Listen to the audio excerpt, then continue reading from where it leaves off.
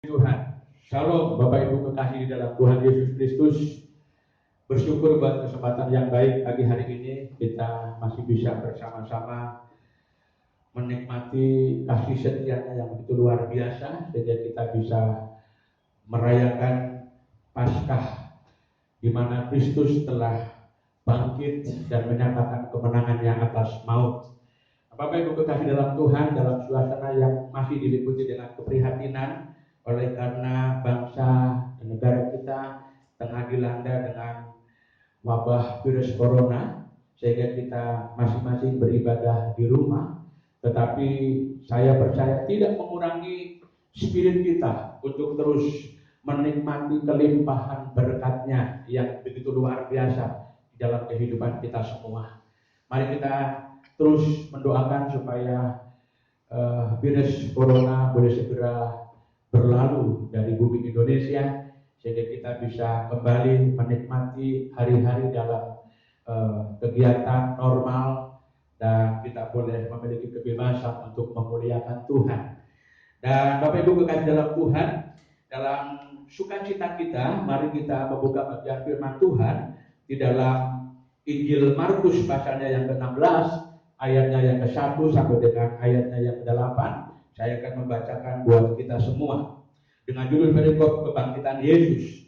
Setelah lewat hari Sabat, Maria Magdalena dan Maria ibu Yakobus serta Salome memberi rempah-rempah untuk pergi ke kubur dan meminang Yesus. Dan pagi-pagi benar pada hari pertama minggu itu, setelah matahari terbit, pergilah mereka ke kubur. Mereka berkata seorang kepada yang lain, "Siapa yang akan menggulingkan batu itu bagi kita dari pintu kubur?" Tetapi ketika mereka melihat dari dekat, tampaklah batu yang memang sangat besar itu sudah terguling. Lalu mereka masuk ke dalam kubur dan mereka melihat seorang muda yang memakai jubah putih duduk di sebelah kanan. Mereka pun sangat terkejut, tetapi orang muda itu berkata kepada mereka, "Jangan takut. Kamu mencari Yesus orang Nazaret yang disalibkan itu? Ia telah bangkit. Ia tidak ada di sini. Lihat, inilah tempat mereka membaringkan dia. Tetapi sekarang, pergilah, katakanlah kepada murid-muridnya dan kepada Petrus, ia mendahului kamu ke Galilea. Di sana kamu akan melihat dia seperti yang sudah dikatakannya kepada kamu." Lalu mereka keluar dan lari meninggalkan kubur itu, sebab gentar dan dahsyat menimpa mereka. Mereka tidak mengatakan apa-apa kepada siapapun juga karena takut. Dengan singkat mereka sampaikan semua pesan itu kepada Petrus dan teman-temannya. Sesudah itu Yesus sendiri dengan perantaraan murid-muridnya memberitakan dari timur ke barat berita yang kudus dan tak terbinasakan tentang keselamatan yang kekal itu. Amin. Demikian Bapak Ibu kekasih dalam Tuhan, cukup singkat pembacaan firman Tuhan. Yang diberkati sesungguhnya kita semua yang sungguh-sungguh mendengar firman dan melakukannya di dalam kehidupan kita hari lepas hari. Haleluya. Bapak Ibu kekasih di dalam Tuhan Yesus Kristus, kita tahu bahwa dalam masa Yesus hidup di tengah-tengah dunia ini, maka sesungguhnya perempuan adalah merupakan satu kelompok yang terpinggirkan. Mereka tidak memiliki status dan kedudukan yang layak dalam kehidupan sosial masyarakat. Artinya mereka tidak dipandang sepenuhnya oleh masyarakat pada waktu itu. Karena perempuan itu menjadi orang yang sesungguhnya sepertinya memiliki kelas sosial nomor 2, begitu kira-kira ya. Kalau orang Jawa bilang itu konco wingking. Jadi dia hanya berfungsi dalam momen-momen tertentu saja, kira-kira seperti itu. Nah, saudara yang kekasih dalam Tuhan, yang menarik adalah bagaimana Yesus dalam masa-masa akhir kehidupannya itu sungguh-sungguh sangat luar biasa, seperti mengangkat derajat kaum wanita. Sehingga perempuan-perempuan tidak dipandang sebelah mata oleh Yesus. Justru perempuan-perempuan itu dipakai oleh Yesus untuk menjadi saksi pertama dalam menunjukkan kuasa kebangkitannya. Ini yang sangat luar biasa. Yesus hadir untuk memecahkan dan menghilangkan kasta, menghilangkan status sosial, dan Yesus hadir untuk membuat setiap kehidupan kita manusia sama di hadapan Tuhan. Nah, Bapak Ibu kekasih dalam Tuhan Yesus Kristus, kita tahu bahwa bagaimana dari kebenaran firman Tuhan kita bisa belajar bagaimana meresponi kebangkitan Yesus Kristus. Ada banyak orang tidak mempercayai dan tidak memahami tentang kebangkitan Yesus itu sendiri. Bahkan para murid pun pada waktu itu tidak memiliki satu keyakinan dan kepercayaan tentang kebangkitan itu. Itu sebabnya para murid pada waktu itu tengah diliputi dengan berbagai ketakutan-ketakutan yang luar biasa.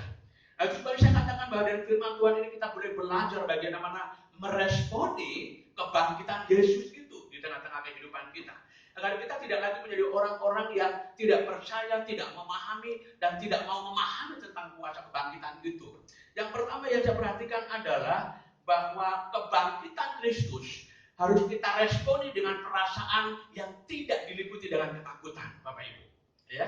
Jadi kuasa kebangkitan itu membuat kita sebagai umat Tuhan seyogyanya tidak lagi diliputi dengan ketakutan akan hal apapun di tengah-tengah dunia ini. Firman Tuhan berkata demikian yang disampaikan oleh para seorang muda, ya, dikatakan di situ orang muda, ya, mengatakan jangan kamu takut, ya kan? Jangan kamu takut. Kamu mencari Yesus orang Nazaret yang disalibkan itu, ia telah bangkit, ia tidak ada di sini. Lihat, inilah tempat mereka membaringkan dia. Jadi ketika seorang muda menyampaikan kepada perempuan yang datang ke kubur pada waktu itu, jangan takut. Artinya apa? Maria Magdalena dan yang lainnya sedang diliputi dengan ketakutan, Bapak Ibu. Peristiwa kematian Yesus Kristus membuat para murid seperti kehilangan arah, kehilangan keyakinan diri, kehilangan tujuan bahwa sebenarnya Yesus yang mereka agung-agungkan, yang mereka ikuti ternyata mati. Sehingga mereka diliputi dengan ketakutan yang luar biasa. Takut kepada tentara Romawi, takut kepada keadaan sekelilingnya yang mencemoohnya dan sebagainya. Tetapi kali ini firman Tuhan berkata, jangan kamu takut. Kuasa kebangkitan Yesus harus mampu membuat kita tidak diliputi dengan ketakutan-ketakutan menghadapi situasi-situasi zaman. Kuasa kebangkitan Yesus atau kebangkitan Yesus seharusnya meneguhkan kita di dalam iman kepada Yesus Kristus. Seperti yang dikatakan di dalam 1 Korintus pasal 15 ayat 14. Karena Kristus bangkit, maka tidak menjadi sia-sia iman kita. Rasul Paulus menegaskan, kalau dia tidak bangkit, maka sia-sialah imanmu. Andai kata dia tidak bangkit, sia-sialah imanmu. Rasul Paulus berkata dengan kalimat pengandaian. Artinya apa? Yang sebenarnya dia telah bangkit. Sehingga harusnya semakin meneguhkan iman kita di dalam Tuhan. Dan ini menjadi jaminan bagi kita bahwa orang-orang yang percaya kepada Yesus dan kuasa kebangkitannya memiliki jaminan pengharapan di masa kini maupun masa yang akan datang. Bapak Ibu kekasih dalam Tuhan, situasi sekarang boleh saja melanda dunia ini dan menghebohkan luar biasa karena virus corona. Semua orang diliputi dengan ketakutan. Untuk bertemu satu dengan yang lain mereka ketakutan. Untuk berjabat tangan apalagi. Bapak Ibu kekasih dalam Tuhan. Tapi mari hari ini kita mau melihat kuasa kebangkitan Yesus yang sanggup memberikan jaminan bagi hidup kita di masa sekarang maupun yang akan datang. Mungkin virus corona akan memberikan dampak yang luar biasa luas. Dampak terhadap ekonomi, dampak terhadap pekerjaan, dampak terhadap usaha bisnis, dampak terhadap pergaulan, dampak terhadap persaudaraan. Semua harus melakukan yang namanya social distancing. Saudaraku, tetapi mari kita terus menaruh pengharapan kepada Allah bahwa di dalam Yesus ada jaminan yang luar biasa. Sehingga kita tidak perlu lagi takut menghadapi hidup ini, menghadapi tantangan-tantangan zaman, menghadapi semua apapun di tengah-tengah dunia ini. Karena Yesus sanggup menjaminkan kehidupan kita. Jadi yang pertama, jangan takut. Kuasa kebangkitan Kristus membuat kita tidak perlu lagi takut menghadapi situasi dunia ini. Kemudian yang kedua yang saya perhatikan adalah bahwa bagaimana kita umat Kristen meresponi kebangkitan Yesus. Maka yang kedua adalah dalam kalimat selanjutnya ayat 7 dikatakan di situ, tetapi sekarang pergilah. Amin Bapak Ibu. Ya, dikatakan di situ, tetapi sekarang pergilah. Artinya apa? Bagaimana seorang muda di dalam kubur itu memerintahkan kepada Maria dan yang lainnya supaya kemudian mereka pergi menyampaikan kepada siapa? Petrus dan kawan-kawan. Kebangkitan Yesus hendaknya jangan hanya menjadi konsumsi kita sendiri. Kebangkitan Kristus harus kita gemakan di tengah-tengah dunia ini. Sebab dunia membutuhkan kuasa kebangkitannya. Dunia tanpa kebangkitan Yesus sia-sia belaka. Apapun yang mereka perjuangkan, apapun yang mereka lakukan, tanpa kuasa kebangkitan Yesus, semua kesia-siaan. Dunia membutuhkan Yesus, tapi dunia masih banyak yang belum mengetahui tentang Dia yang sudah bangkit.